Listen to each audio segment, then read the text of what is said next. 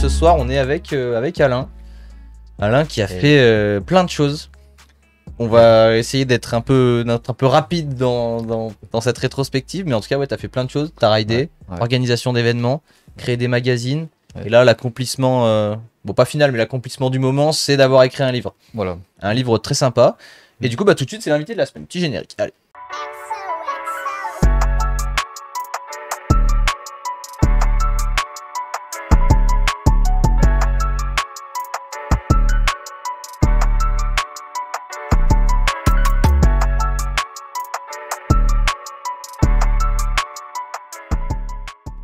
Magnifique. Du coup, Alain, merci beaucoup d'être venu.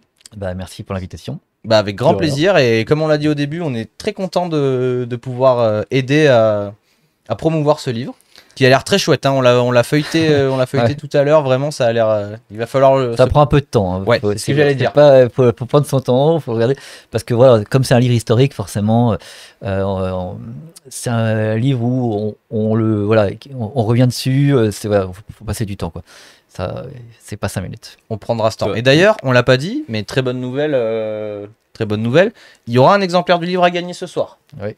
On sait pas encore exactement comment. Peut-être que ce sera une question sur ce qu'on va dire. Ça va se décider en direct. Voilà. ceux qui ont envie de gagner le livre, écoutez bien, parce qu'à tout moment, il y aura peut-être une petite info sur comment gagner le livre. Ouais. Et ça peut être intéressant. Mais avant de parler du livre, on va parler de toi. Oui. Du coup, on va te demander de te présenter rapidement. Aïe, question stressante. Aïe. Comment je m'appelle? Du coup, nom, prénom, âge, où est-ce que tu vis? Moi, en fait, c'est Alain Massabova. Je viens de Paris. Je suis né à Paris en 1972. Donc ça fait un petit paquet d'années. Ouais, quelques années là. Ça fait quelques années. Et donc, j'étais dans des sales quartiers, un peu dans les cités du 19e arrondissement. Voilà.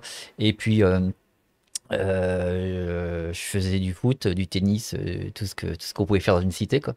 Et puis un jour, il y a un mec qui m'a donné un vélo, un BMX en 86. Et voilà, j'ai dit c'est bon, je le prends. Et à partir de là, j'ai plus jamais arrêté. 1 an après, je faisais des compétitions.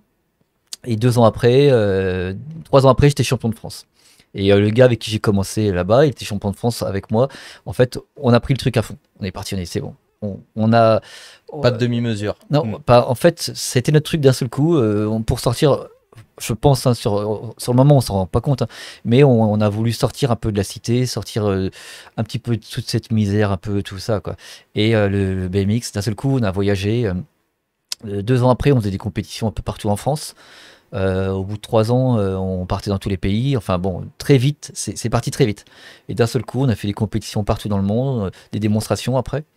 Donc en fait, ça a été, on est parti à fond. Après, on a été aidé parce que on a rencontré, quand on était à Paris, on a rencontré tout de suite les meilleurs, quoi. C'est-à-dire que les meilleurs riders français, on ridait avec eux. Donc on les a rencontrés comme ça par hasard. On se baladait, un jour on passe Trocadéro. C'était en flat? En flat, ouais. T'as toujours fait du flat? Alors en fait, pour expliquer, moi... c'est un peu compliqué parce que moi, ce que j'aime bien dans le BMX, c'est le fait de pouvoir s'envoler avec un vélo, quoi. Moi, le BMX, pour moi, c'était E.T. Qui vole avec son vélo. C'est comme ça qu'on a tous commencé. C'est grâce à ce film. C'est vrai. C'est en fait ce film, quand il est sorti en France en 82, ça a bousculé tout le monde, quoi. Et après, il y a eu d'autres films. Et après, il y a Bicross Magazine qui est arrivé en 82 avec ça. Et ensuite, il y a eu les événements à Bercy. On appelle ça les Bicross de Bercy. Et là, ça passait en direct, c'était retransmis en direct à la télé. Il n'y avait que 3 chaînes de télé à l'époque. Hein, donc, tu vois, à l'époque, c'était pas compliqué. Ah oui, donc c'était vraiment le truc. Genre, ça passe à la télé. Donc en 86, 87, moi je regardais en direct à la télé. Et là, on était comme des fous. On sautait partout. On était vraiment comme des fous, quoi. Bon, à l'époque, il y avait que ça. Et à l'époque, le VTT n'existait pas. Donc voilà, c'était tu faisais du vélo, tu voulais faire des figures sur un vélo, c'était BMX. Et moi je voulais, donc j'ai commencé avec toute une bande de potes dans le 19e.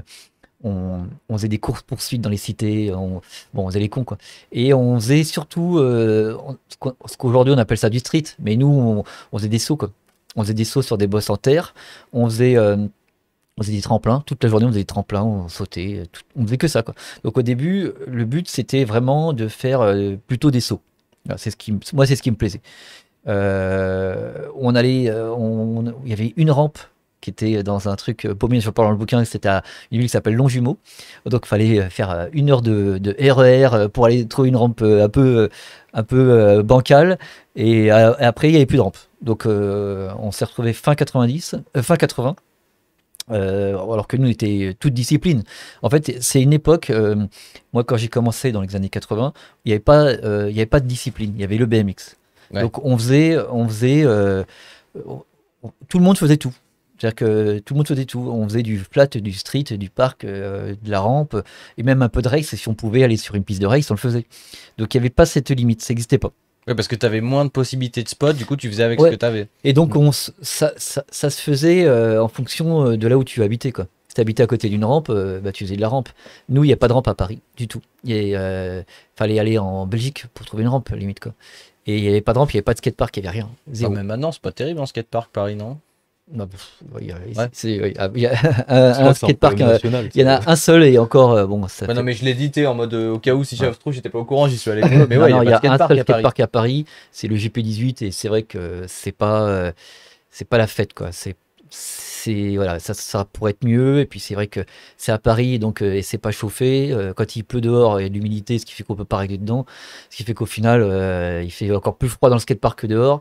Bon, c'est pas fou, quoi. C'est dommage. C'est-à-dire qu'à Paris, on n'a rien pour régler, quoi. Donc au final, bah, on fait du flat. Voilà. Et donc comme on fait du flat, et ben on s'est mis à fond dans le flat.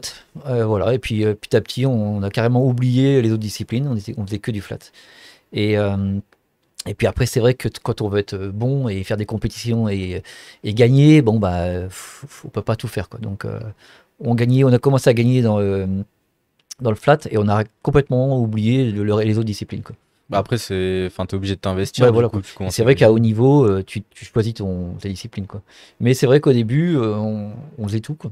Et tous les mecs connus de l'époque, même les Matt Hoffman, Dave Mira, tous ces gens-là de cette époque-là, ils étaient hyper forts en flat, quoi. Donc c'est une génération où tout le monde faisait tout. Et c'est vrai C'est que vraiment le début en plus. ouais, du c'est le début. BMX. Ouais. C'est le début. Et après, bon, bah, on est parti, on s'est spécialisé. Et un jour, c'est vrai que c'était en peut-être voilà, début 90, on m'a dit, tu fais quoi comme discipline? Et là, j'ai dit, bah, je sais pas. Et là, d'un seul coup, Comment j'ai ça? dit, bah, on fait du flat. Et on a dit, bon, bah, on fait du flat. Mais c'est vrai qu'au début, on s'est pas posé la question pendant 10 ans, quoi. Et, euh, et c'est vrai qu'à Paris, bah, tu faisais du flat, quoi. Malheureusement. Et bon, vous avez peut-être pas connu, mais en fait, il y avait sous la Tour Eiffel, il y a des bassins, des, Non, des endroits où il y avait de l'eau, et ils étaient vidés souvent pour les nettoyer. Et ça faisait un skatepark. Donc ceux qu'on Ça connaît, ça faisait des courbes un peu? ouais, c'était un bol, quoi, un vrai Ah bol, oui, quoi. un Voilà. vrai bol. Parce Et, qu'on en a une de fontaine à Grenoble où elle est vidée, tu voilà. vois. Mais c'est raide, quoi. Ouais, mais là, les Enfin, bassins sous la Tour Eiffel. Alors, je sais pas si ça existe encore aujourd'hui parce que bon, Paris, c'est compliqué. Mais quand ils étaient vidés, pour nous, c'était la fête. Donc, on allait tous rider là-bas. Et tous les mecs connus, quand on parlait, ils te parleront de ces bassins vides. Et on allait faire du bol, enfin, quoi. Donc, on se jetait, on sautait dans tous les sens. Et ça, c'était la fête pour nous, quoi. Parce C'était qu'on a fait. profond ou c'est- Ouais, quand même, parce qu'il y avait on faisait des sauts, il y avait des courbes de partout, quoi. Donc des courbes, il y en avait de 3 mètres, enfin de 1 mètre, et puis il y en avait une qui faisait plus de 2 mètres, quoi. Et pour nous, c'était trop bien, quoi. Et en fait, c'était ça, quoi. Donc on attendait, voilà, quoi. Et puis après, quand il y avait, voilà. Mais c'était après, c'est devenu interdit. On a laissé tomber, on fait du flat et c'est parti, on a fait que du flat. Et voilà, on Ouais, était là. plus simple. Voilà. Mais c'est vrai que ça contraste vachement avec maintenant parce que, en fait, maintenant, il y a limite, alors pas forcément des spots d'une grande qualité, mais il y a tellement de spots qu'en fait, limite, tu sais pas trop où aller. C'est fou. Alors que toi, ton époque, c'était vraiment, il fallait arriver à trouver un ouais, spot, c'est- coûte que coûte. Bah, en fait, le street, c'était pas vraiment une discipline. On en faisait, mais on faisait des bunny up, on faisait des conneries. C'était pas une discipline à l'époque. Le parc, ça n'existait pas. Il y avait la rampe, quoi. C'était rampe ou flat, voilà. La rampe, il n'y en avait pas, donc on faisait que du flat. Et après, en début 90, il y a les bols qui sont arrivés. Bon, bah, petit à petit, quoi. Et après, quand il y a eu celui de Marseille, bon, voilà, c'était la fête, quoi. Quand le premier bol de Marseille qui est arrivé, je sais plus quand c'était, c'est 93, je me rappelle plus. Là, c'était la fête. Ouais, alors là, ça a relancé vraiment le truc, quoi. Et même aujourd'hui, il reste encore un des meilleurs bols, tout le monde en parle, quoi. Et ça a relancé le truc. Et à partir de là, il y en a d'autres qui se sont créés.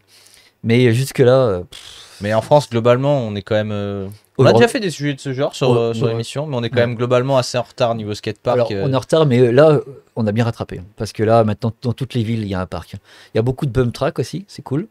Il y a des skateparks un peu pourris en Il y en a métal pour les mecs qui font la trottinette ou du roller. Soyons Il en faut, gentils. il en faut. Hein. Mais Ouais, mais je veux dire, ça tu va, vois, ça va, ça va. là, il y a les JO qui arrivent. Ouais. Et niveau skatepark équivalent JO, il y a presque rien. ah oui, non pas. Bah, il y a Bah non. le pôle, le pôle Voilà. à Montpellier. En fait, il est pour l'équipe de France. les- voilà. C'est-à-dire non. que tu peux pas vraiment te révéler en Alors, tant que. t'as le FIS qui a fait le nouveau skatepark, là, avec le FIS Academy à Bayargues, qui est très fort. Bon, pas fini et ils vont encore le modifier, je pense, un petit peu, parce qu'il faut à revoir, mais c'est déjà gros.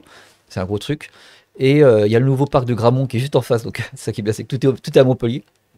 Donc le nouveau parc de Gramont qui est en construction et qui est bientôt fini, qui va être aussi très gros. Puis après il y a Sérignan, il y a aussi des petits skateparks, il y a Martigues qui est très très fort pour envoyer du gros. Ouais, Bon, il est génial, le parc. malheureusement, tout est dans le sud. Entre Marseille et Montpellier, tout est là, quoi. Voilà, donc ceux qui sont pas entre Marseille et Montpellier, bah, dommage. Mais Ouais. c'est vrai que C'est dommage pour vous, habiter dans le sud. ouais, hein, c'est vrai que bon, bah, tout se fait là. Bon, Paris, c'est fini. Bon, voilà, quoi. Moi, je suis voilà, donc. Ouais, mais du coup, tu vois, c'est dommage. Parce que, en fait, en France, là, on va accueillir les JO, on va accueillir le BMX Freestyle. Ouais. Et au final, on est un pays qui est quand même. J'imagine qu'il y a des pays qui sont bien moins préparés que nous. Mais on est quand même un pays qui, globalement, est pas super préparé par rapport. On se demande pourquoi les Américains et les Australiens sont si forts.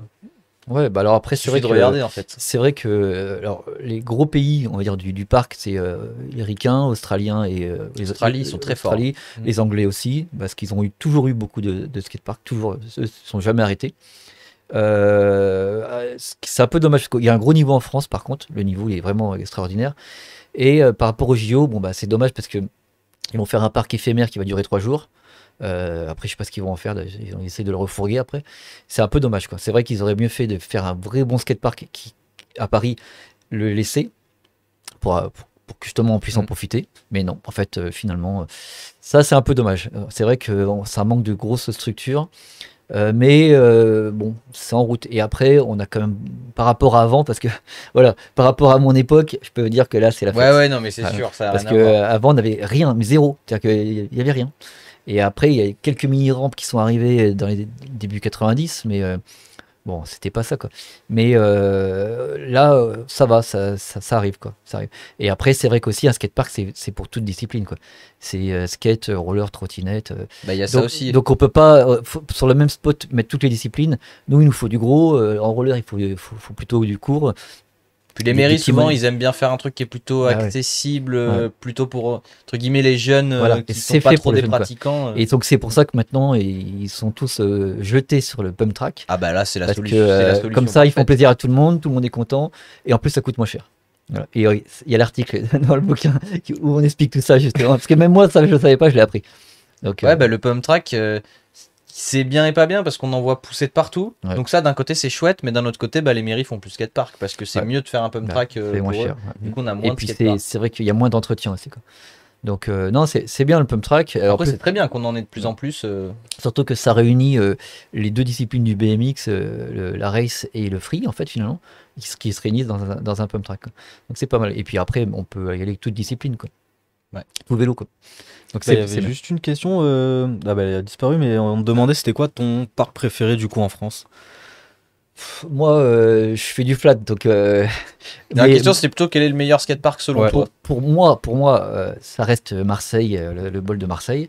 Mais j'aime bien aussi aller au Palais de la Glisse. D'abord parce que c'est chauffé À Marseille. à Marseille, parce que c'est chauffé.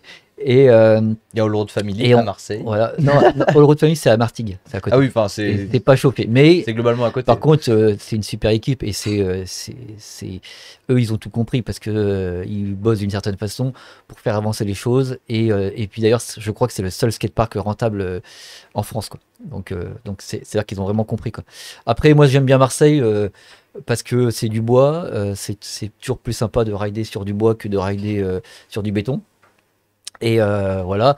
Après, bon, mais Marseille, c'est mythique. Après, c'est vrai que rider en face de la mer, c'est cool.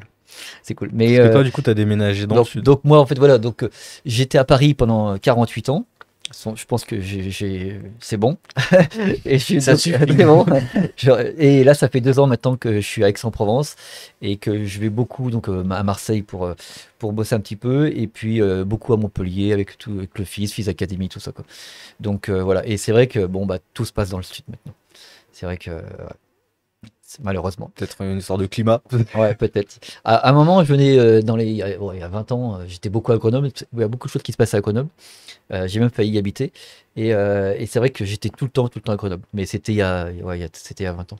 Aujourd'hui, malheureusement, c'est voilà, entre Marseille et Montpellier, quoi. À Grenoble, nous on y est, on peut te le dire, il se passe rien. Ouais, Alors ouais. vraiment, il y avait un skatepark cool, ils l'ont Ah oui. enlevé, il y en Il y est avait. plus. Bah, disons que, enfin, il y avait la Bifurque, que tu dois Ouais, connaître, ouais, j'imagine. ouais. Et disons que ça a été modifié.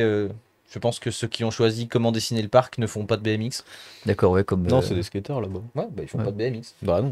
Ils font du skate. C'est comme les pistes cyclables, hein, ils font pas, ceux qui dessinent ça, ils font pas de vélo, hein, ils n'ont jamais fait de leur vie, hein. Si, pour aller à la mairie, dire Ouais, voilà, ouais. je vais faire votre dossier, Ouais. tu vois. Mais voilà quoi. Mais c'est vrai que bon.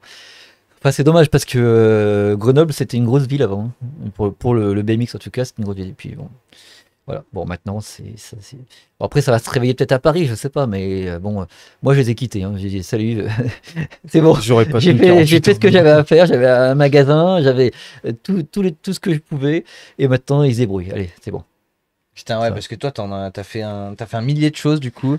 On avait commencé un peu sur la compétition, t'en as fait beaucoup. Si tu devais Bah, dire en fait, alors, celle que t'as préféré euh, préféré faire, pour expliquer, c'est qu'en fait, voilà, c'est pareil, j'en parle dans le bouquin, donc ça, c'est intéressant. lisez le livre. Ouais, parce que ce qui est intéressant, j'explique un petit peu mon concept, pourquoi j'ai fait tout ça, parce que j'ai fait plein de choses, mais c'est pas comme ça, quoi. Je voulais développer le BMX en France, parce que les BMX dans les années 90, c'était complètement mort. À cause du VTT, hein. Merci les gars. Merci, hein. Nous on fait les deux, hein. Tu nous, Non. tu nous regardes. Ah non, mais avec je rigole parce qu'en accusateur, fait, d'ailleurs, pour l'histoire, c'est que le VTT avant faisait partie du BMX. Donc, il y a un livre qui est sorti en 86, ou 87, je sais plus, sur l'histoire du BMX, du bicross, quoi. Donc, et dedans, il y a le VTT comme une discipline. C'est-à-dire qu'il y a le flat, la race, le street, et il y avait le VTT. C'était une discipline, c'était faire du vélo dans les bois, en fait. Voilà. Et quand le Tu dis VTT. ça maintenant, Ouais, ça fait voilà. bizarre. Ouais, c'est bizarre. Et même le trial, c'était une des disciplines du BMX avant.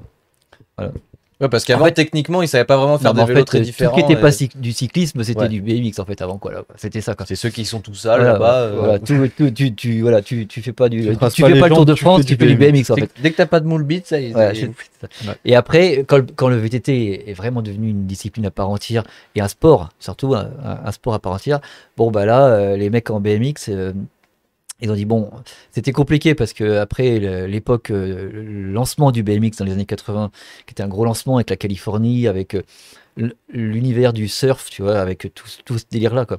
Et surtout, c'était Fluo Flash Fun, tu vois, c'était les belles figures, machin, bon, c'était la fête, quoi. Et le VTT est apparu, et d'un seul coup, tout le monde s'est jeté sur le VTT parce que on retrouvait cette sensation un petit peu de faire le con sur un vélo, quoi. Et aller dans les bois, faire des sauts, machin, quoi. Donc, ça s'est un peu cassé la gueule pour nous. Et là, j'ai dit, bon, soit j'arrête, soit je m'occupe un petit peu du BMX. Et voilà, donc je me suis occupé de ça. Donc j'ai commencé avec la mairie de Paris à organiser des compétitions. On faisait des petites jams, des machins, des trucs comme ça. Après, Là, on parle de flat. tout. Ah oui, mais non, parce que c'était. Je faisais parce que non, en fait, je faisais un peu de dirt. Il y a un groupe avec nous qui était cool, qui s'appelait les Blocos. C'était un peu les premiers dirteurs français. Et donc partout on mettait des fun box, soit c'était il y a des boss en terre, soit on mettait une fun box et c'était parti quoi. Donc en fait partout j'arrivais, je faisais flat et dirt en général. Rampe c'était un peu complètement mort, hein. Faut l'avouer, il y a même plus Ça de rampe devait être plus rider. compliqué à mettre en place, Il y en avait d'installer une rampe et tout. Ah, il n'y en avait plus. C'était fini quoi. Mais c'est revenu, mais c'est pour ça d'ailleurs que les ramp riders des années 80-90 ils n'existent plus quoi. Et il y en a qui sont revenus, comme tous les mecs de Marseille, qui sont revenus sur la rampe et tout, c'est très bien. Mais il y a un moment, ils avaient arrêté parce qu'il n'y avait plus de rampe. Et il y avait des mecs, justement, il n'y avait pas de spot, ils arrêtent, quoi. Et nous, bon, on a continué. Et moi, je voulais vraiment développer le BMX. Donc, j'ai commencé par des événements. des petites compétitions. J'ai créé une association qui s'appelait BFI, c'est BMX Freestyle Indépendant. Et j'ai organisé plein de compétitions en France. D'ailleurs, j'ai organisé une compétition à Grenoble en 96. Putain, on était pas là pour À le Grenoble voir. en 96. Alors, je sais pas si vous vous rappelez, c'était un événement, un salon. Où, Alors moi, je voudrais pas te décevoir, mais en 96, j'étais pas né. voilà, j'avais alors, un vous avez an. entendu parler sûrement parce qu'il y a eu un salon à Grenoble où il y avait du snow et le parc de snow a cramé, a pris feu. Ah ouais. Le Snow Garden Festival ou Non, rien à c'était voir ça s'appelait le Peut-être SIG. que ça existait déjà. je sais pas. Ça s'appelait le SIG en fait. C'était un festival, enfin un salon un salon des sports de glisse. Et il y a une énorme rampe de snow quoi, avec de la paille. Ça a pris feu Mais dans Grenoble. dans Grenoble, au parc des expositions de Grenoble. Et sur Google, vous allez le trouver parce qu'un truc qui crame, il n'y en a pas eu 15 000. quoi. Bah, peut-être Ouais, à qu'en régie, Grenoble, ils sont en train de il y chercher. a beaucoup de Il y a trucs. des gens de Grenoble, ils savent, parce que ça a marqué le truc. Donc incendie machin. Et nous, je faisais une des premières compétitions. C'est la première compétition en flat et en dirt avec du prize money. Donc la première compétition en France avec du prize money, je l'ai organisée. D'ailleurs, c'est Patrick Guémez qui a gagné d'ailleurs. Et on lançait le truc. Et la deuxième compétition, c'était le FIS. En fait, j'ai organisé le FIS sur mon association BFI. Tu as organisé le FIS. Voilà, j'ai organisé le FIS avec le célèbre Hervé André Benoît qui a bien réussi dans la vie. Euh, non, c'est cool parce que, bon, voilà, après, le FIS, c'était parti d'un projet étudiant et j'ai rencontré Hervé. Il m'a dit, tiens, je veux faire des trucs, est-ce que tu veux mettre du BMX? Je dis, bah, bien sûr, je vais mettre du BMX. Et il se trouve que toutes les disciplines ont disparu, il restait plus que le BMX parce que en fait il avait mis d'autres trucs, il y avait du skate, il y avait du kitesurf ou un truc ou d'autres Wakeboard. du wakeboard, enfin, mais on les voyait plus quoi, le BMX ça a tout bouffé quoi. Et donc la grosse finale BMX et tout. Et donc si tu veux, à partir de là, donc avec mon association j'ai organisé les événements, tous les événements en France. Enfin, une bonne partie en tout cas, pour relancer le truc. Après, d'autres événements sont venus se greffer et tout. C'était vraiment bien. Et puis, un jour, j'ai dit, bon, il nous faut un magasin à Paris. Hop, j'ai relancé un magasin. Et puis, parce qu'on n'en avait pas, donc on n'avait pas le choix. Quoi. Donc, j'ai créé j'avais un sponsor de vêtements qui avait un magasin. Et dans le magasin, j'ai dit, tiens, t'as de la place, on a fait un corner BMX. Et hop, T'es arrivé comme et ça. hop, Là, Vous faisiez comment du coup à l'époque s'il n'y avait pas de magasin et tout alors, on a acheté. Il y avait un magasin Ah ouais, c'est en vrai, banlieue ça. parisienne qui s'appelait Cycle Jean-Claude qui a fait énormément pour le BMX, mais vraiment énormément. D'ailleurs, peut-être qui a presque sauvé le BMX parce que c'est le seul magasin avec un deuxième qui était à Limoges qui s'appelait California Style avec un mec qui s'appelle Bruno Perichou qu'on appelle Pépé. Et ces mecs-là, en fait, ont fait partie.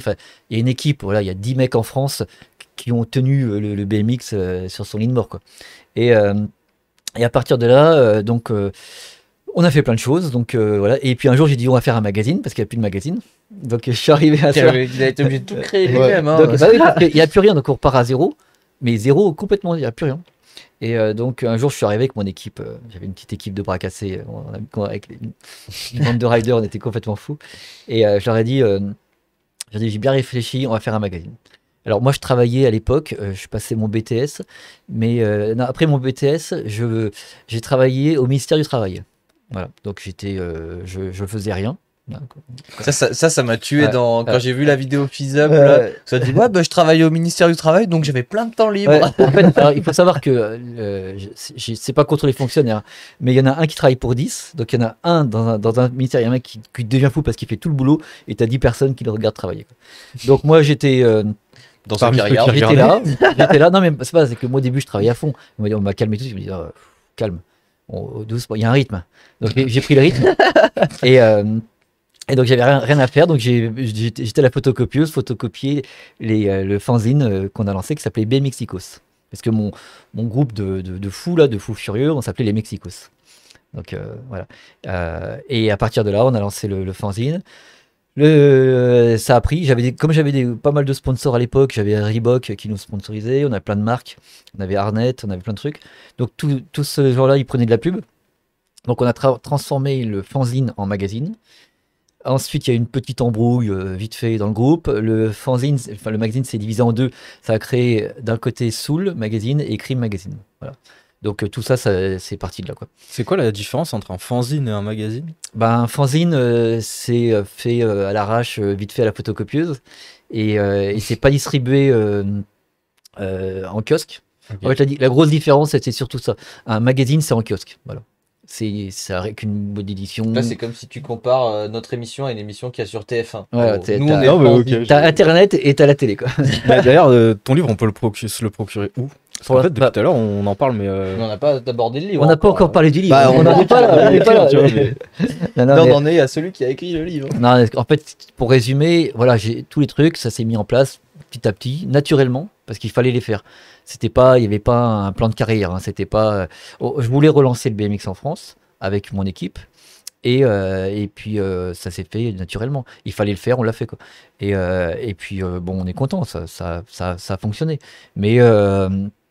Mais on s'inspirait aussi des autres. Par exemple, moi je m'inspirais de Matt Hoffman. Matt Hoffman, il a créé une marque de vélo, il a créé les événements, les X-Games, quoi, tu vois. Avant les Games, il y avait tous les contests ESPN avec ESPN avec la chaîne de télé. Donc en fait, on s'inspirait des autres riders, bon, surtout des ricains, quoi. Et puis, c'est l'époque où les riders ont pris en main le sport. Parce qu'en fait, ce qu'il faut savoir, c'est qu'avant, dans les années 80, dans tous les sports étaient gérés, on appelait ça des dirigeants. C'était des parents de riders. Tu vois ce que je veux dire, c'est que c'était des vieux mecs comme ça qui arrivaient sur les compètes, voilà, qui un costard limite. C'était les parents de riders. Alors, les juges sur les compétitions, c'était les parents de riders. Donc, en général, Très tu objectif. savais qu'il y en avait qui avaient des bonnes places, quoi. Très Euh, objectif. Super objectif. À l'époque, on nous disait ah, t'es un jean déchiré, ça t'enlève des points. Enfin voilà quoi. La musique, on met une musique sur les compètes. Et ben la musique, si c'était une bonne musique, et ben tu gagnais des points. Et d'ailleurs, je crois que j'étais champion de France grâce à ça. J'avais une très bonne J'a- playlist. j'a- J'avais fait exprès. J'avais mis une musique, j'avais mis d'ailleurs Straight à une compétition, je crois que c'est en 89, et j'avais été champion de France avec, je crois, grâce à ma musique. je Avant de pense. monter sur le vélo. Non, parce Il y a un que daron, là, j'aime bien ça. D'ailleurs, mais bon, j'avais quand même gagné, mais la musique comptait. Tu vois ce délire. Et puis à partir de l'année Après, 90. c'est vrai que ça fait partie du truc. Oui, mais enfin bon, voilà. J'imagine le Crank Works, lui, il avait une bête musique sur son run. Ouais, mais en flat, parce que là, du coup, tu parles de flat. Ouais, mais non, flat et rampe. À l'époque, c'était flat et rampe. Mais pareil, il y avait de la musique en Ah rampe. oui, bah sûr. Super. Et puis après, en rampe, tu t'es obligé Mais d'en parce jouer. qu'en flat, t'as vraiment le truc où t'es entre guillemets, c'est une chorégraphie Ouais, qui ouais, va avec ta ouais. musique, donc Oui, en oui. vrai, elle est importante la Moi, musique. j'essayais de m'en servir une fois quand ça a accéléré la musique, d'accélérer, mais bon. Mais par contre, en rampe, la musique c'était importante parce que c'était genre le hard rock, hein, t'étais obligé quoi. Donc là, t'envoyais du lourd parce que là, c'était Mais les. tu c'était vois ce que je veux plus dire. pour le public en vrai, parce que toi, quand Oui, t'es mais dans c'est ton pour run, tu l'ambiance. n'entends même pas la musique. Parce que si tu veux, c'est pour le public, mais même ça motive. Et puis t'as une ambiance générale. Quand t'as la musique, ça monte, ça monte. La musique, elle envoie. Le mec, il est obligé de se balancer en backflip. Il a jamais fait de sa vie parce que il faut savoir. Dans les compétitions de rampe dans les années 80, même 90, les mecs faisaient des figures la première fois de leur vie en compète quoi. Donc Bah, il y avait beaucoup de Granieri, ouais, il y avait beaucoup de chutes quoi. Moi je me rappelle une compétition à Londres, il y avait McCoy, Mira et Hoffman. Donc c'était l'époque des backflips, les premiers backflips. Donc les mecs tous sont partis à l'hôpital quoi. Il y en a aucun qui a fini les parties. Ils sont tous repartis. Il y en a aucun qui a pu finir son run parce Tu sais qu'il se qui a balançait. fait le premier backflip en BMX? Alors, bah, en fait, c'est compliqué parce que le premier backflip, il y en a déjà dans le film Rad, t'en voyais déjà. Mais le premier backflip en rampe et en faki, en fait, c'est Matt Hoffman en 90. Là. Mais avant ça, il y a des backflips, il y en a toujours eu. Parce que des backflips en vélo, ça existe depuis les années 60. Donc, Ouais. Ah oui, il y en a toujours eu. J'ai pris une claque là. Ouais. Là, je m'attendais pas à ça. Ouais. Et le premier, en fait, le premier qui a fait backflip bon, à la télé en direct à Paris, c'est Matt Hoffman. Et c'était un backflip faki, c'est-à-dire qu'un backflip sur une rampe et il revient en Ouais. faki. Voilà. Ah Après, ouais, ça a commencé. Putain. c'est le premier. Mais avant ça, dans le livre, attends, qu'est-ce que le Rad, le film Rad, qui est sorti donc en 80, je me rappelle plus, 83, je crois, je sais plus, 82. Bon, c'est facile à trouver.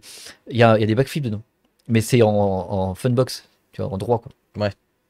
Mais donc, et là, c'était assez Putain, connu. j'aurais pas imaginé que les gens aient Ouais. commencé. Ah oui, mais c'est sur des rampes bien verticales d'un côté. Et après, par contre, le backflip en rampe, mais vraiment en rampe en skatepark, bon, bah là, c'est Matt Hoffman, qui est suivi de très près par d'autres riders comme Dennis McCoy, Dave Mira, tout ça. Et après, en France, bon, tout le monde s'est jeté dessus, quoi. Mais au début, faut savoir que le backflip, tu te jetais, t'avais une chance sur 1000 de le rentrer, et donc t'avais une chance sur. T'avais, Une chance tu, sur tu 1000 de savais pas que être à tu l'hôpital. savais que tu savais que tu partais à l'hôpital après, quoi. Mais pareil, il n'y avait pas trop de bac à mousse, tout ça. Non, c'était pas. C'était du fer. Donc en fait, tu essayes la première fois en direct, tu vois, et tu te faisais mal, quoi. Nous, une fois, on a fait, je sais plus quelle année, c'était en 95 ou 93, par là. On avait fait une jam, on avait mis plein de matelas, et tout le monde se jetait en backflip sur des matelas.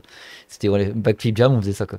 Et c'est vrai que, voilà, après. Ah, ça a bien Et après, changé, ça s'est un peu démocratisé, et puis d'un seul coup, tout le monde le fait, quoi. Bah là, maintenant, c'est un peu devenu le truc. Enfin, Si tu t'es fais pas obligé, backflip, voilà. c'est le minimum, quoi. Mais après, il y a eu quand le flair est arrivé à la même époque, c'était en 91. Quand le flair est arrivé avec, là, c'est vraiment Matt Hoffman qui a inventé le flair, le backflip sur le 80. Là, après, personne n'a touché pendant au moins 3-4 ans. C'est déjà plus compliqué. Là. Après, là, on a dit, bon, ok, là, le mec, c'était un niveau tellement élevé. D'ailleurs, il y en a beaucoup aussi qui ont arrêté le BMX parce que le niveau était trop élevé à cause de Matt Hoffman. C'est oula. Ah non, mais il y a un moment, le mec, il arrive, quitte le jeu. et un mec, non, mais le mec, il faisait des 900 et des 900, 540 no-hand et des backflips, des flares, quoi. Bon, bah là, les mecs, ils ont dit, ok, ils sont partis faire autre chose, quoi. Ils auraient vu Ils sont partis Ryan faire du Williams, VTT dans les bois. Ouais, c'est ça. Allez, et On va aller faire de la route, nous. Hein. allez, hop. Et donc, et là, et quelques années après, il y a quelques mecs qui se sont lancés quand même dans le flair. Et puis maintenant, les mecs, ils font flair avant de faire un 180, quoi. Tu Maintenant, vois. ils mettent triple flair. Ouais, maintenant, maintenant, leur première figure, mec, des jeunes, ils font flair, quoi. Il faut savoir que quand ça arrivait, c'était vraiment fou, quoi. C'était n'importe quoi. Et les mecs, c'était l'espace, quoi. C'est-à-dire que, et voilà, quoi. C'était complètement fou, quoi. Mais ça, c'est début 80, 90. 91, le gros truc, quoi. Avec la vidéo de Matt Hoffman qui s'appelle Head First. C'est une des vidéos qui a fait le plus mal, quoi. Elle a pris, tu prends une claque. Quand on a vu cette vidéo, c'est vraiment que de la rampe. Dedans, il y a du dirt, il y a du street. C'est les premiers rails aussi. On a vu les premiers rails en rail, quoi, en street. Et tout ça, c'est Matt Hoffman. Donc là, il a tué le truc, quoi. Ah bah, il a mérité son jeu de PlayStation. Hein. Il a mérité son jeu, je pense. Hein. Il a bien mérité. Mais en même temps, il a aussi relancé le BMX aussi, parce que les X-Games, c'est lui. Hein. Donc finalement, heureusement qu'il était là, quoi. Et les Américains étaient plus en avance que les Français à l'époque. Alors en fait, toujours. Ouais, ils ont toujours été. Forcément, parce que c'est comme un sport américain qui est quand même né en Californie. Donc ils ont toujours eu beaucoup d'avance, beaucoup, et puis de moins en moins. Et là, malheureusement, on les a presque dépassés, quoi. Donc, Ou heureusement, peut-être. oui, bah en fait, ils se sont un peu endormis et puis ils sont restés un petit peu sur l'histoire, voilà, les vieux et tout. Puis les vieux, ils sont devenus vieux, quoi. Et finalement, bah, et les jeunes, ils n'ont pas repris. Tu vois, en France, il y a une relève, il y a un vrai truc, quoi. Mais donc maintenant, il y a un plus gros niveau presque en France qu'aux États-Unis, quoi. C'est un peu dommage, quoi, parce que c'est quand même un sport ricain, quoi. Mais bon, voilà, après, ils sont quand même là et ils en voient encore, quoi. Mais c'est vrai qu'on a rattrapé le retard. Ça, c'est cool, quoi. Il y avait une petite bataille, et puis il y a l'Australie qui est passée par la droite. Alors comme après, ça. voilà, non, mais l'Australie, bon, ils avaient les conditions, ils avaient les skateparks, ils avaient plein de choses. L'Australie, ils sont en place, quoi. Donc, ils ont tout ce qu'il faut, quoi. Donc voilà, ça marche aussi, quoi. Mais les Anglais, les Allemands, voilà. Après, au final, maintenant, un peu partout dans le monde. Hein. Ouais, bon, après, il y a des pays vraiment. Toi, en flat, maintenant, c'est Japon, quoi. Ouais. Tu peux pas. Bah, lutter. même en parc, hein. Oui, même Enfin, en ils sont parc. pas- mais peut-être pas très nombreux, mais- le flat, les Japonais, ils nous ont tués, quoi. C'est dur, hein. Cette année, au FIS, il y avait beaucoup de C'était Japonais. dur, hein, c'est dur. Là, les 4 premiers, c'était des Japonais. Notamment Et- le jeune Kyo, je sais Ouais, plus son nom, ouais. mais Ah non, mais là, c'est dur, hein. il Franchement. est super Je jeune. voudrais il est pas, super je fort. voudrais pas. Heureusement que je fais plus de compétition parce que les Japonais, ils font très très mal. Mais bon, c'est les écoles, ça. C'est grâce aux écoles qui sont créées un peu partout. Ça fait plein de nouveaux. Mais c'est des tueurs, quoi. Puis après, c'est un Franchement, effet boule de neige. Ça fait, il y a ah de ouais. plus en plus de vues, donc les gens Non, mais voient c'est- ça. c'est fou, quoi. C'est-à-dire que vraiment, le niveau, il est incroyable, quoi. Et dans toutes les disciplines. C'est devenu Et toi, très il y dur. a une question intéressante aussi. Ouais. Le meilleur moment que tu as vécu en BMX. Intéressant, mais pas facile. Non, c'est compliqué. On m'a déjà posé cette question-là. mes questions. Ça. C'est compliqué parce que on va dire, j'ai commencé en- souvenir de session. non, j'ai commencé et réellement le BMX en 86 et jusqu'à aujourd'hui, je me suis presque pas arrêté. C'est tellement compliqué parce que il y a eu des époques de fou, quoi. Et puis après, c'est vrai que il y a des moments où ça me dépassait, quoi.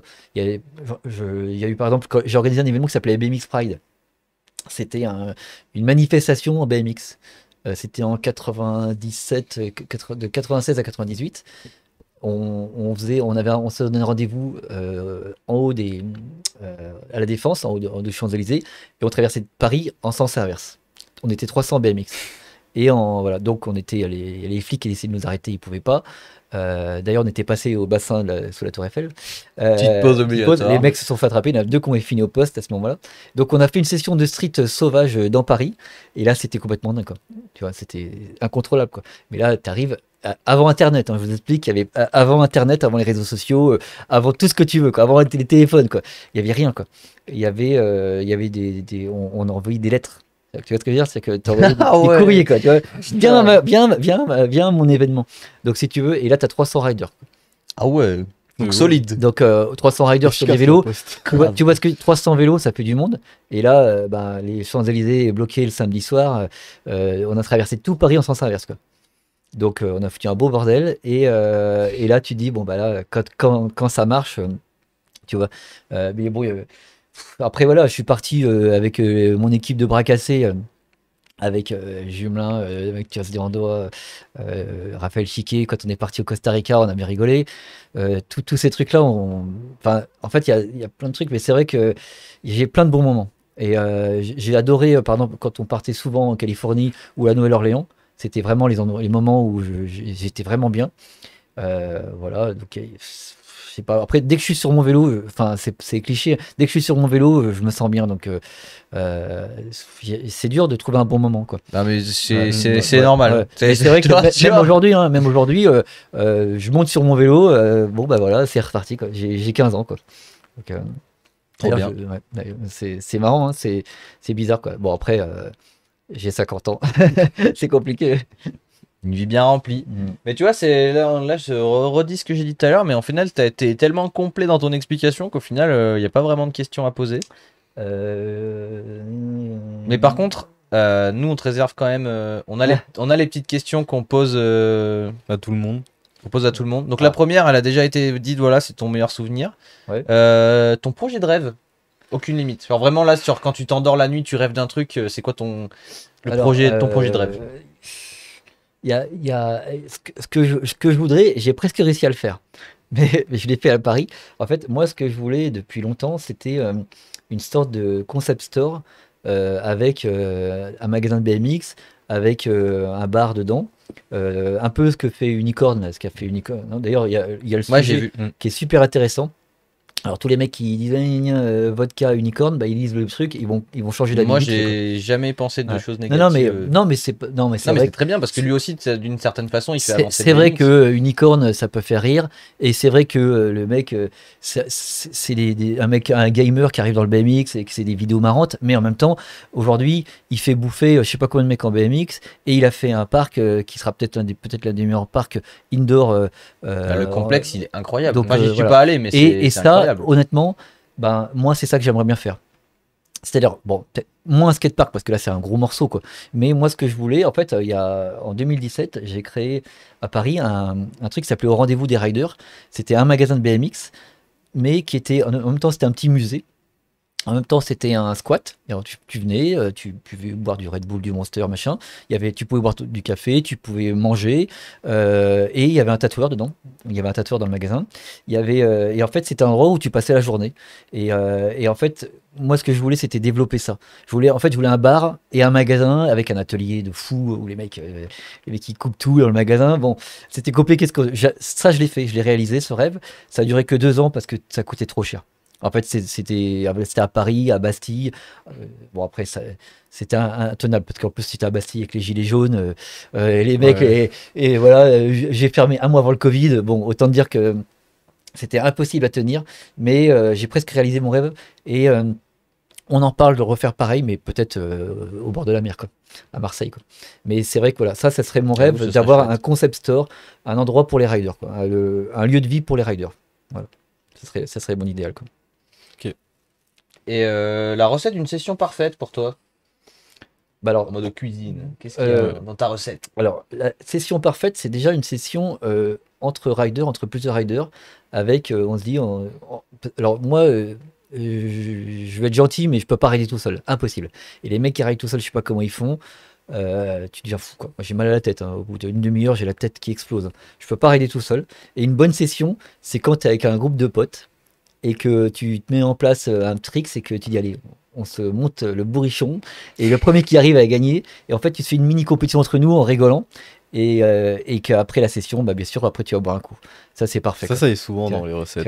En fait, tu montes ton truc, on rigole, t'arrives, t'as les mains dégueulasses, et après tu vas boire un coup, et voilà, et après tu rentres chez toi, tu vas te coucher avec tes mains dégueulasses, quoi.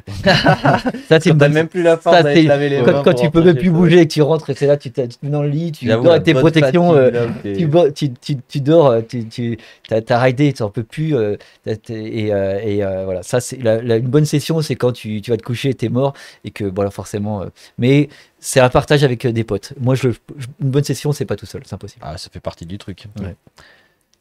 T'as eu la chance, t'as été le premier qui était au courant de la question au tout début, mais je sais pas si tu l'as retenu, si t'as eu Ouais. le temps d'y réfléchir. Si t'avais un super pouvoir, ce serait Ah. quoi? Oh là là. Putain, oui, je t'avoue que j'aimerais bien en avoir plusieurs, quoi. Un Là, petit faut en panel. choisir un.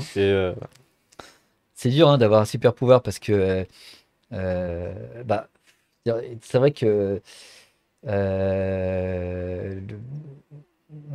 Et ça peut être n'importe quoi. Hein. C'est genre. On a eu Ah. parlé aux animaux.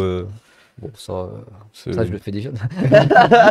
non, disons qu'un super pouvoir, bah, Ce qui est pas mal revenu, c'est pouvoir voyager dans le temps. ouais, Téléportation. alors, Téléportation, téléporter, moi je trouve voler. ça très bien, mais pouvoir, justement, parce que voyager, c'est vrai que, bon, voilà, quand on est rider, on voyage, ça fait partie du truc. Et c'est vrai que les voyages, c'est quand même compliqué. Alors, se téléporter et arriver dans n'importe quel pays, n'importe où rapidement, ça c'est pas mal, quoi. C'est vrai que ça fait partie des trucs. Si tu peux emmener tes affaires, bien sûr. Ouais. Non, mais c'est vrai qu'il y a plein de choses, mais on va dire que si on doit en garder un, c'est vrai que c'est le voyage dans le temps ou se téléporter, bon, ça va arriver, hein. Ça va arriver. Bon, je serais peut-être mort, hein, mais je pense que d'ici 1000 ans, on en verra. Là, ça fait loin quand même. Bah, avant de pouvoir, on envoie des photos par mail, on va pouvoir y arriver, quoi. Oui. Mais C'est vrai que mon premier mec qui a fait une photo, s'il savait qu'il pourrait l'envoyer dans un mail, Ouais. je pense qu'il aurait pété Non, mais un avec câble. les téléphones portables, Ah, c'est le la futur, première fois là. que ça, bon, Ouais. moi, quand c'est arrivé, j'y croyais pas. Moi, c'était dans les années 90, j'ai dit non, ça pourra jamais exister. Le téléphone sans le fil, ça pourra jamais exister. Bon, voilà. Je vous le dis, oui, moi je le ça sens, hein, n'existera ça n'existera jamais. Et donc, on pourra se téléporter, mais pour un peu de temps. Voilà. Après, voilà, moi, je ne servirai pas de cobaye. non, mais voilà, mais bon, c'est vrai que c'est des pouvoirs, ce serait cool, quoi. Une dernière petite question. J'en aurai une petite après. Ah bon? Ouais, donc l'avant-dernière. L'avant-dernière. Bon, moi je pose ma dernière, je vois qu'on en a une dernière. Est-ce que tu as un message à faire passer? Tout simplement. T'en as passé plein là, mais un ouais. message global de fin, de Alors, conclusion. rapidement, ou... non, non, je... Prends le temps que tu veux. J'explique un peu dans le livre, brièvement, mais je l'avais déjà expliqué dans les magazines que je faisais. Bah, moi, effectivement, c'est un peu compliqué parce que j'essaie de vraiment montrer donc, le bon côté du BMX.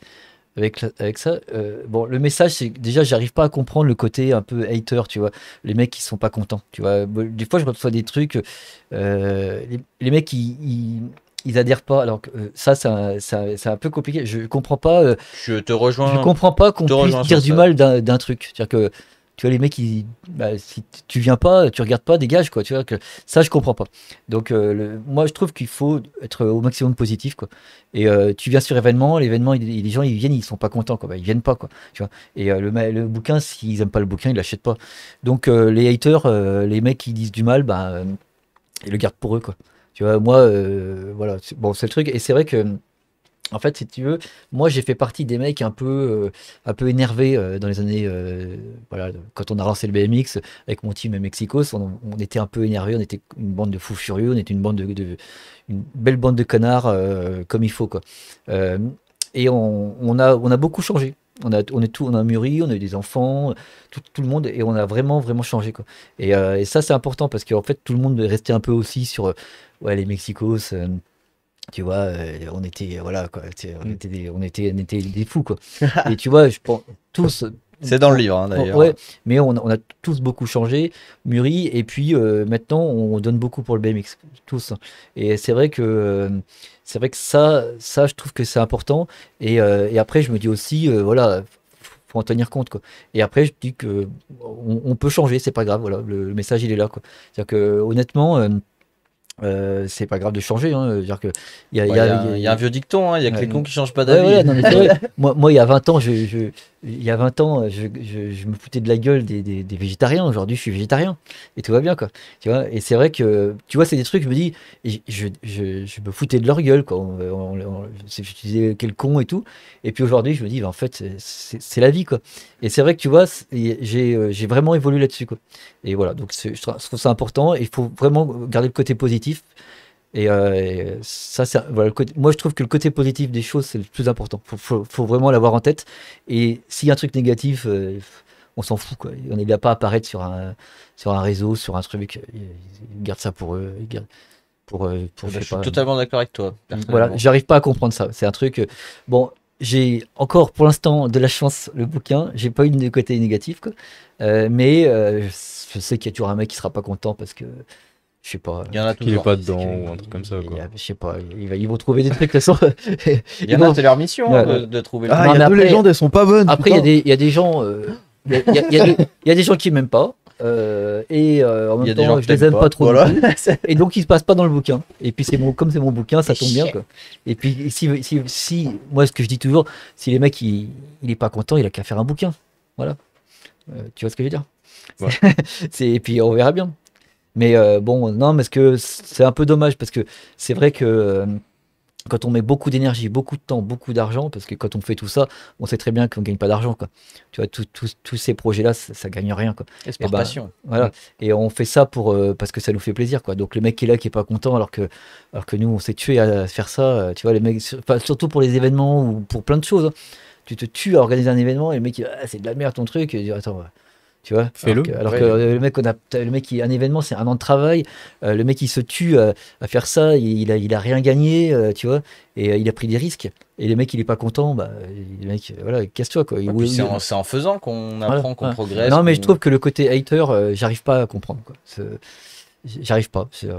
Moi, pourtant, j'étais un peu critique, hein, tu vois. Mais là, c'est un truc que j'arrive pas à piger, quoi. Donc voilà, s'il y a un message à passer, c'est que les haters, soit ils changent d'avis, comme j'ai réussi à faire, Faut la faire. soit ils restent chez eux tranquillement, ils regardent la télé. Bah, je valide totalement. Ouais. Romain, t'avais une dernière question? Ouais, est-ce que pour toi, du coup, la meilleure période du BMX, c'était avant, maintenant ou c'est à venir? C'est une bonne question parce que c'est vrai que j'ai connu les trois Tu n'as périodes. pas choisi une question à réponse courte là. Non, mais, j'avais envie de- Dommage. Dans le fauteuil. Dommage. Non, parce qu'en fait, si tu veux, t'as le old school qui était la folie, on appelait ça les années folles. C'était fluo, c'était beau, rigoler, c'était la fête, quoi. Tu vois. Et il y a la période creuse où on était les Mexicos et les Mexicrados, on dormait sur nos vélos, on était dégueulasses. Et c'est une des meilleures périodes. Et puis aujourd'hui, tout est beau parce qu'on est vieux et il n'y a que des bons souvenirs, tout va bien. C'est dur, mais peut-être la meilleure période, c'est peut-être quand j'avais 20 ans. Et quand j'avais 20 ans et que on allait partout avec nos vélos, on vivait avec nos vélos. Bon, on n'avait pas d'argent, on n'avait pas un rond, mais c'était vraiment, on raidait tous les jours et on n'en avait rien à foutre. Et on n'avait aucun sponsor et on raidait tous les jours. Et en fait, on était complètement fous, quoi. Et je trouve que c'est ce qui se passe pour beaucoup de riders aussi, hein. Quand tu t'es à 20 ans et t'es rider à fond, et ben c'est cette période-là, faut pas l'oublier, ça sera peut-être la meilleure période de leur vie, quoi. Et parce qu'après, après t'as mal au dos. après t'as des problèmes, quoi. Après, ça fait un peu plus mal. Et après, machin. Donc, faut pas oublier, quand on est en pleine forme et qu'on est à fond dans le riding, faut pas oublier que c'est peut-être cette période-là qui sera la meilleure de toute la vie, en fait, finalement, quoi. C'est beau. Très belle conclusion. Ouais. Ouais. On va faire gagner ce bouquin. Et bah, vas-y. T'as réfléchi à comment tu voulais procéder? Moi, je pense qu'une petite question pour ceux qui ont suivi, c'est cool. Oui, on peut faire une petite question. On en a établi une tout à l'heure. Là, est-ce que tu veux rester sur cette question? On va rester là-dessus, sur le nombre d'interviews. Ouais. Bah voilà, tout Mais simplement. on l'a pas dit dans l'émission. Non, mais là, il l'a dit, là, c'est dit. Donc, celui qui sort le nombre d'interviews qu'il y a dans ce livre remporte un livre. Voilà, il le reçoit dans sa boîte aux lettres. Voilà, il donne l'adresse. Et demain matin, je suis à la poste. Demain matin à la Comme poste. tous les matins, le postier, c'est mon pote. Et du coup, vous la fermez. Hein. Voilà. Qu'est-ce qu'il dit? J'entends encore. 75, la première Raphaël réponse. Chiquet ou Alex ou Mathias. Ouais, bah ça c'est Jérémy. Ah oui, bah qui ça, oui, dit mais que ce bon, serait vraiment bien. ça c'est qu'il- mon team, le team que j'avais créé, le Bad Team. Bah oui, mais ça peut être compliqué parce qu'il y en a un dans chaque, il y en a un, il y en a un dans chaque coin de la France, quoi. Donc ça va être dur de les avoir tous en même temps, quoi. Tous en même temps, ça va être compliqué, mais on, Mais, on peut le dire, on a déjà discuté individuellement avec chacun et il Ouais. y a des choses qui se profilent. Après, si t'arrives pas à les avoir, je m'en occupe. Laisse-moi faire. Alors, attention quand tu dis des trucs comme Et ça. ils là, savent, t'entends pas dans le ils radio. savent que je te le dis et ils savent que j'ai de quoi les faire parler. Moi j'ai même des techniques, tu sais que là ça va très vite. Hein. Ouais, moi j'ai des photos. Extrait vidéo, message Ouais, non, mais privé. moi, chacun d'eux, j'ai des photos compromettantes. On Leur est carrière, elle est morte. tellement. Moi, j'ai des photos d'eux, ils sont morts, et donc ils n'ont pas le choix. Je peux les faire chanter toute la vie, quoi. Donc ils n'ont pas le choix, ils sont obligés de venir. Oh putain, magnifique. On a Alors, déjà quelques ouais, on a réponses. du première coup. réponse, on a du 75, du 80, du 85. Bah ouais, ça c'est 75, donc le premier qui a dit 75. À danger, 110. Envoie-nous un petit message sur Instagram et tu recevras demain. Non, demain ils Bah, il envoient. part demain, donc, Ouais, donc- bon, je vais pas l'envoyer en chronopost non plus, quoi. Après, dis-nous Ah. si sur un malentendu t'es à Grenoble. À Grenoble ou à Marseille Sur un malentendu, ou à Montpellier. il peut y avoir un. Demain, je suis à Montpellier et après-demain, je suis à Marseille. Et cette nuit, je suis à Grenoble. Du Havre, allez. Ouais. Ah, du Havre, pas de chance, on va te dire. Dans ta boîte aux lettres, J'allais y a te dire. pas de problème. Voilà. Eh ben, envoie un petit message soit sur le compte Afterride, soit directement à Alain.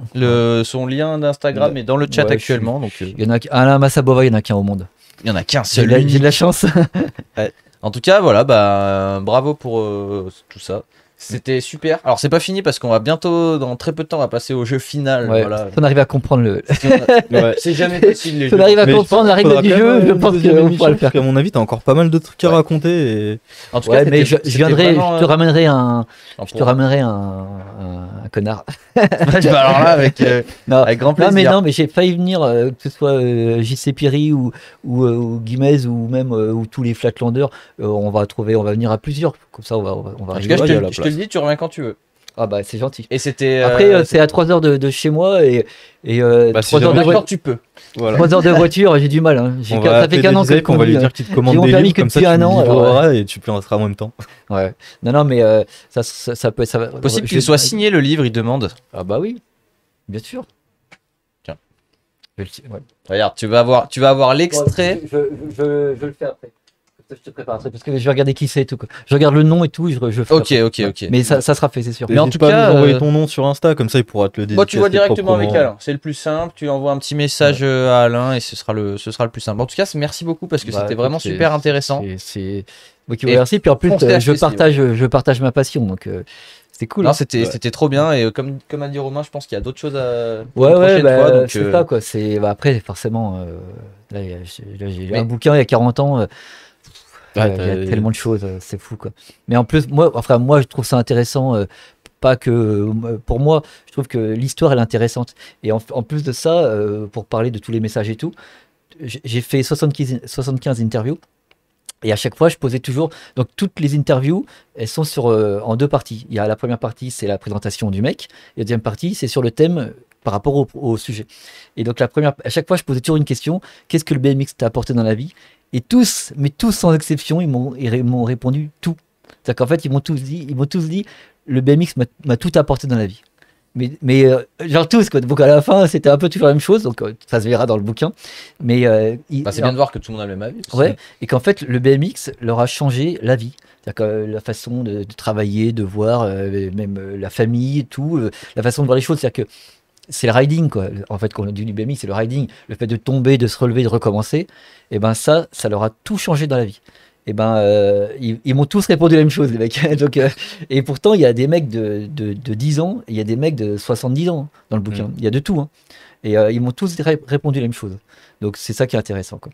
Voilà. Bah, on est d'accord, le ride Voilà. ça change. Et c'est bon, après là, le sujet c'est le BMX, mais c'est vrai que dans n'importe quel le riding, ça t'apprend à te relever, quoi, dans la vie, quoi. Et c'est vrai que les mecs qui sortent un pro rider, un mec qui a ridé qui a ridé beaucoup, on va dire, pas pro rider, mais qui a ridé beaucoup, même s'il est pas super fort, et ben il a appris à se relever, quoi.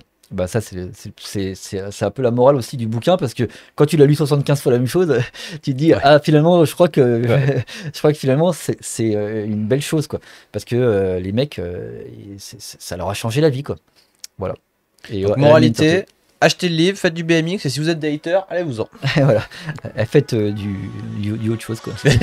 Allez voir ailleurs.